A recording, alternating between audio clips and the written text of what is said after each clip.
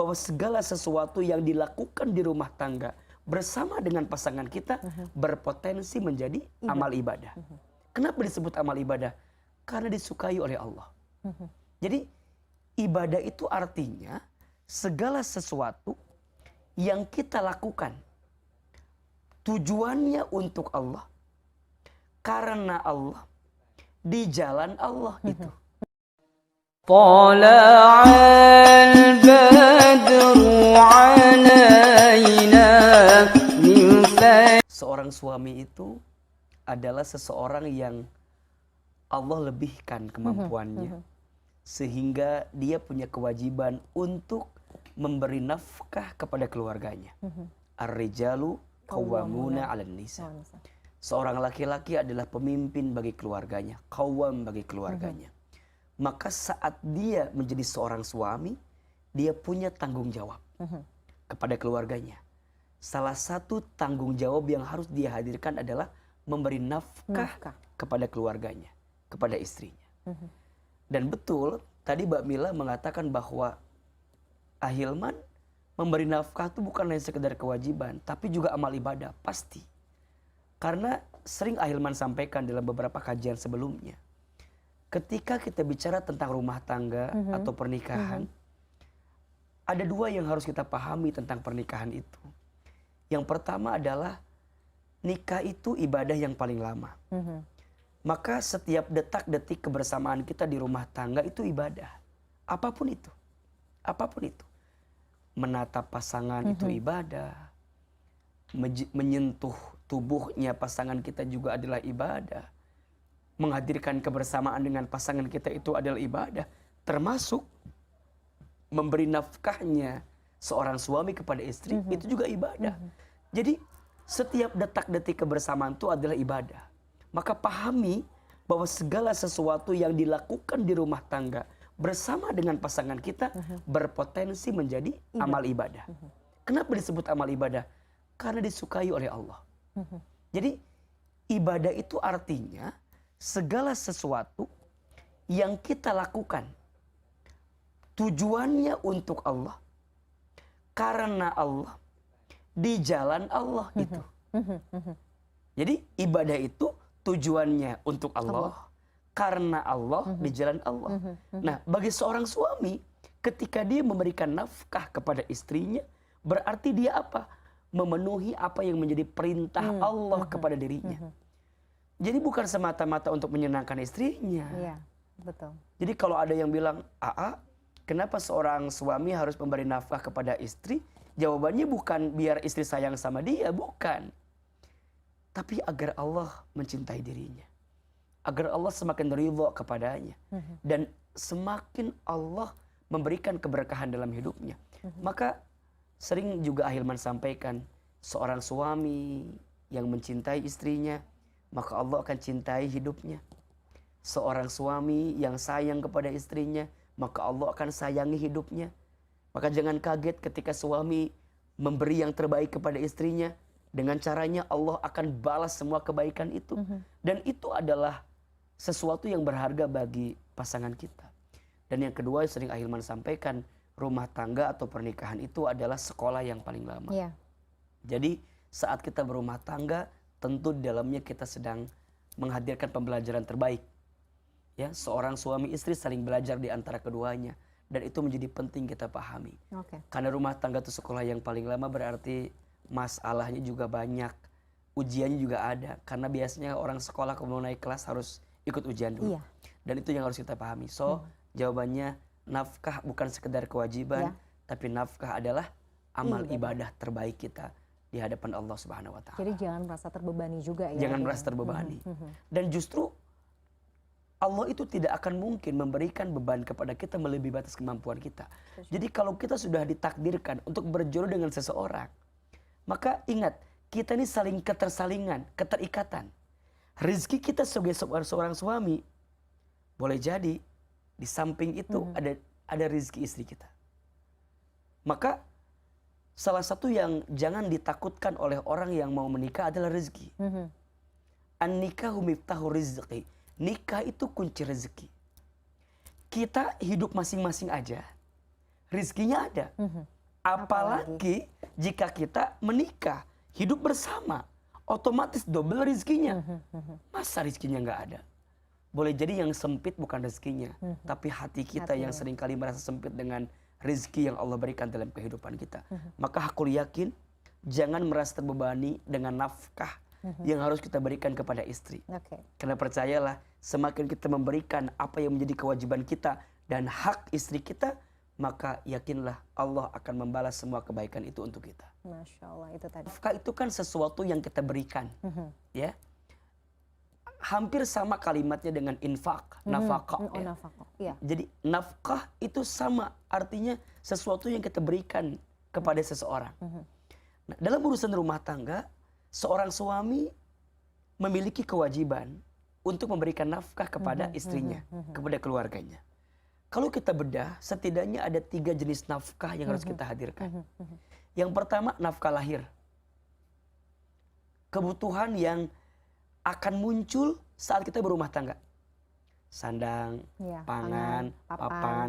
Nah, itu nafkah lahir. Hendaknya seorang suami harus penuhi nafkah lahirnya. Gimana kalau belum mampu? Setidaknya seorang suami punya rencana dan punya target dan tidak merasa lemah dengan keadaan itu. Maka apa indikatornya? Bekerja. Apa indikatornya? Bergerak. Apa indikatornya? Berusaha. Ingat, seorang suami itu kemuliaannya ada pada pekerjaannya. Kemuliaannya ada pada pergerakannya. Al-harakatu hiyal barakah. Setiap pergerakan itu mengantarkan keberkahan. Maka para istri doakan suami kita agar mau bergerak. Agar mau berusaha, agar mau berikhtiar. Walaupun hasilnya belum maksimal, tapi hargai prosesnya. Karena itu merupakan bagian kebaikan di hadapan Allah Subhanahu wa taala. Satu, nafkah lahir. Nafkah yang muncul karena kebutuhan di rumah tangga. Ada yang kedua, nafkah untuk istri khusus. Oh, khusus nih. Iya. Jadi seorang suami harus penuhi apa yang menjadi kebutuhan istrinya. Misal istri menginginkan berdandan misalnya. Skincare. Ada kebutuhan-kebutuhan yang diinginkan Misalnya. oleh seorang istri. Maka saya sering bilang begini, ada 3 R yang disukai oleh istri. Tahu nggak apa, Bang Bila? Apa tuh 3 R? 1, skincare. Oh, iya. 2, home care. 3, transfer. Ya. Iya, setuju. Ya. Mana yang paling 100% penting kira-kira? Transfer. Allah ya. Betul. Ya, atau nah, ada 3P juga ya. 3P juga yang sangat diinginkan oleh seorang istri. Ya. 1, peka. Saya mikir-mikir. Oh iya, 1, peka. peka. Betul. Bener kan? 2, perhatian. Ya. Yang ketiga, pembelanjaan yang terbaik. Sepakat. Jadi, coba kalau suami-suaminya pada begini semua tahu gitu, insya Allah ya. Dan ini menjadi konsekuensi kita ya. Saat kita menikahi istri kita, tentu istri kita punya kebutuhan, maka penuhi kebutuhannya. Saat istri dituntut, misalnya mohon maaf ya, kan diantara ciri istri yang salehah itu ketika dipandang menyenangkan hati suaminya. Ya sekarang bagaimana mungkin istri kita bisa bahagia kalau kebutuhannya tidak kita penuhi dengan baik gitu. Maka percayalah, seorang suami yang sayang kepada istri, ya, kemudian penuhi apa yang menjadi kebutuhan istrinya, maka Allah akan hadirkan kebaikan dalam hidupnya. Kata Nabi, khairukum li ahlihi wa ana khairukum li ahli. Sebaik-baiknya seorang suami adalah yang paling sayang kepada keluarganya. Dan aku adalah yang paling sayang kepada keluargaku. Nah, siapa bagian keluarga yang paling dekat dengan seorang suami? Yes, istri. Maka bahagiakan istrimu, yakinlah Allah akan bahagiakan hidupmu. Seorang suami yang sayang sama istri, lihat aja keadaannya.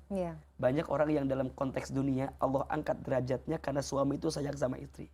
Tapi sebaliknya, ketika seorang suami menyakiti hati istri, tidak sedikit kemudian kita menemukan dalam urusan aspek dunia pun kemudian menjadi sulit gitu. Maka yang kedua, nafkah untuk istri khusus. Nah, tapi juga istri harus paham, ya, jangan meminta sesuatu yang melebihi batas kemampuan suami kita. Nah, itu. Tempatkan posisi kita pada posisi yang suami kita tuh mampu dengan itu semua. Jika itu yang dihadirkan dari awal, pasti akan ketemu. maka nggak akan ada bahasa ada uang abang disayang, nggak ada uang abang dibuang aja. Jangan sampai ya. Nggak ada bahasa begitu, karena bukan tentang kurangnya pemberian suami kita wahai istri, tapi barangkali kurangnya rasa cukup di hati kita untuk menggunakan apa yang suami kita berikan. Ini menarik bahasannya. Nah, yang ketiga ada nafkahnya belum. Satu nafkah Satu tadi, lagi. nafkah lahir. Nafkah Dua, nafkah untuk tadi istri. Untuk istri. Nah, yang ketiga, ini yang paling penting sebenarnya. Nafkah batin. Nafkah batin. Jadi, duhai para suami, jangan memahami bahwa nafkah itu harus dengan urusan uang saja. Ada seorang istri yang barangkali butuh kasih sayang, butuh perhatian, butuh cara kita peduli dengan keadaan, butuh peka sedikit dengan perasaan, itu juga sangat dibutuhkan. Ya, apakah harus pakai uang yang tentang nafkah batin? Boleh jadi tidak. Ya, hanya sekedar menyapa, hanya sekedar mendengarkan curhatan istri itu tuh berharga banget. Bagi seorang istri didengarkan tuh bahagia. Walaupun sebenarnya apa yang disampaikan istri itu kadang-kadang seperti kaset rusak ya akhirnya. Itu aja diulang. Walaupun berkali-kali ya udah 99 kali diulang-ulangi lagi, tapi berusaha untuk selalu excited bagi seorang istri. Karena kebutuhan kosakata laki-laki dan perempuan itu kan beda. Laki-laki itu maksimal 7.000 kata per hari, sedangkan perempuan itu minimal 25.000 kata per hari. Jadi saya suka berpikir begini, kalau istri saya lagi cerita, mungkin dia sedang menghabiskan kuota kosakatanya. Jadi didengarkan aja, kan itu membahagiakan bagi diri. Iya kan? Maka membahagiakan istri, membahagiakan hidupmu. Artinya, ketika suami memberi nafkah, bukan semata-mata kebutuhan istrinya, tapi kebutuhan suaminya. Karena suami yang memenuhi kebutuhan nafkah bagi istrinya, maka akan mendapatkan kebahagiaan dalam hidup.